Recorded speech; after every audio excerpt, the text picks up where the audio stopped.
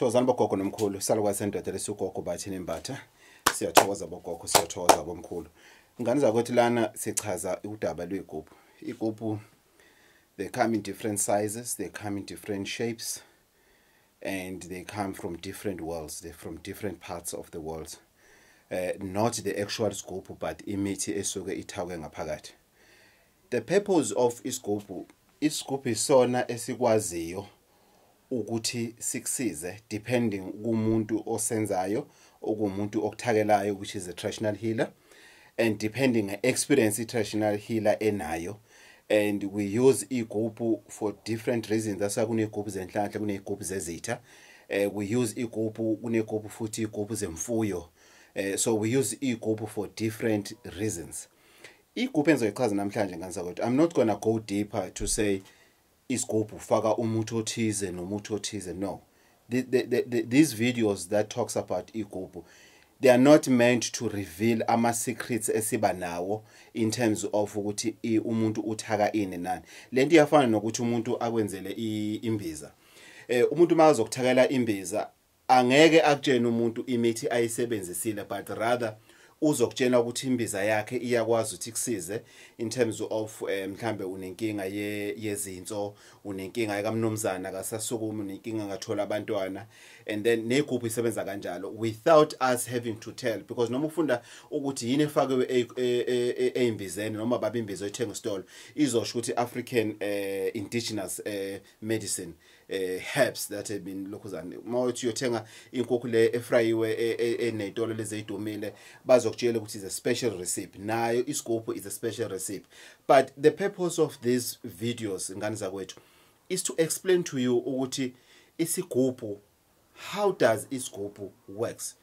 Firstly, isigubhu sifuna ukuthi mawuzosikhulumisa usikhulumisa uhlambulukile, meaning ukuthi mawuzokhulumisa isigubhu angeke uvuke from inkonzo esekamereni ngakusa ekseni and then ebusuku bubhizi nenkonzo esekamereni ekseni wena usuyahamba ke manje uyokhulumisa isigubhu. Isigubhu sikufuna uhlambulukile. 2, why isigubhu sikufuna uhlambulukile? Because esigubhini usuke uyokhuluma nabantu bakini abadala abakade bashona okuyibona abaphethe inhlanhla kini. Gogo, does that mean ukuthi mawunesigubhu usukuphehla amanzi amnyama then abanye abantu emndenini angeke babenefite? No, it doesn't mean that. That's why igubhu zikaGogo Bathini Mbatha akutshena ukuthi ungayi esigubhini sikaGogo Bathini Mbatha uthi ngicela lesi sigubhu lesi sisebenzele mina ngedwa in siyavaleke sakithi sasetha kanjalo. Ufika esigubhini sakubo kaGogo Bathini Mbatha uthi nami ngicela abakithi bangibheke, basibheke sonke sinonophale la ekhaya. Ingakho esikhathini esiningi umuntu umuza abuye athi hey bengakaboni lutho mthiya kumina directly, but hey unkosikazi wami phela sevele waqhashwa, hey indodakazi yami binga acceptwanga eVarsity bavele bayifonela bathi I submit masinya, hey umfana wami kade ufuna umsebenzi bayangawutholi kodwa umfana wami sekawuthola umsebenzi and sokuyona into engiwarishale ukuthi sekazongisiza kanjani ke manje esimeni sebusiness. Meaning what? Isigubhu leso oze naso ekhaya, it doesn't benefit you alone, because masikhulumisa awuphehli amanzi amnyama wenzela ulamakhehla lawa nezalukazi ezazi nenhlanhla zithi mazikubona noma zithi mazikuzwa ukhulume zikuthanda inkulumo yakho ngoba inkulumo yakho isuke iyakha. So isigubhu sisuke sithakwe ngemithi okuyiyona ehlanganisa nevula indlebe zethongo lakho elikade linenhlanhla noma elinenhlanhla noma eliphethe amandla enhlanhla yakho. Isigubhu siya direct to abantu abadala okuyibona bona abaphethe amandla akho. 2, asithaki ngokufana ngani zakwethu. Don't expect isigubhu sakasibani bani sifane nesigubhu sesikhala sendoda uGogo Bathini Mbatha uthi hayi uGogo Bathini Mbatha ngezwe kuthiwa igubhu kukanjena. Akekho umuntu ozokuphendula ukuthi esigubhini sifaka mafutha amani sifaka muthini. It's our secret. Imithi 99.9% yemithi efakwa egubhini imithi ekwazi ukutholakala eSouth Africa. It's only 1% umuthi umuntu asuke agabe ngawo ukuthi sengikwenze konke angeke sisebenze lesigubhu lesi if ngayiphethanga induku yami yezwe elithize. Ngeke usebenze lesigubhu singaphethanga induku yami yezwe elithize. That's why isigubhu Anybody can wake up in the morning and ahlanganise isigubhu ahamba uthenga igula alihambise liyothunga libe lihle besathi isigubhu. Anyone can do it, but there is an extra special biggest secret esiba nayo engena esigubhini. Umuntu angeke ayishare nawe ngisho usuthanda.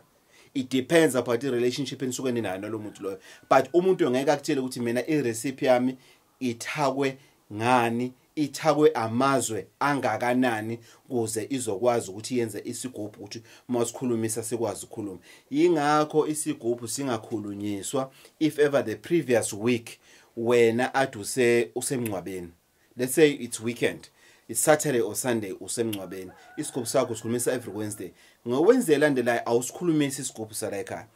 Lastly, ngani zakwethu isigubhu sifuna ipatience. Don't go and fetch isigubhu and expect your problems to be over overnight. You are wasting your time. Hlala nemali yakho yesigubhu. Where I don't care to uyakubani. Don't go and fetch isigubhu uma ufuna into esheshayo. You are wasting your time, because isigubhu the more usikhuluma labantu sokukhuluma nabo bayahamba boba nama meetings nabanye emndenini bese bayaqala ke bavula izinto. Salukazi sendoda uGogo Bathini Mbatha mavula kuvaliwe emzini mayamadoda uLocksmith uqobo ngithi mina let's unlock inhlanhla yakho ngamandla esigubhu. But ukuthi esigubhini ukuthakweni yekani kubuza izinto engafuni nina. It's like uze kumina uthi ngiphethwe ikhanda ngunikeza umuthi okhothwayo noma uthi uphethe izibhobo, which is a common problem yabantu. Ngunikeza umuthi wami isibhobo bese wena uthi ngithake ini, nguthake ngani lo muthi lo. Ayifuni wena le ukhiye ukuthi umuthi ukwazi ukuthi ukusebenzele. That's a bottom line. Salukazi sendoda mavula kuvala emzini mayamadoda uLocksmith 082 833-4063 082-833-4063. Website bathinimbatha.co.za, bathinimbatha.co.za. For izifo info@africanclinic.co.za, info@africanclinic.co.za. Inkosi ithole umusa.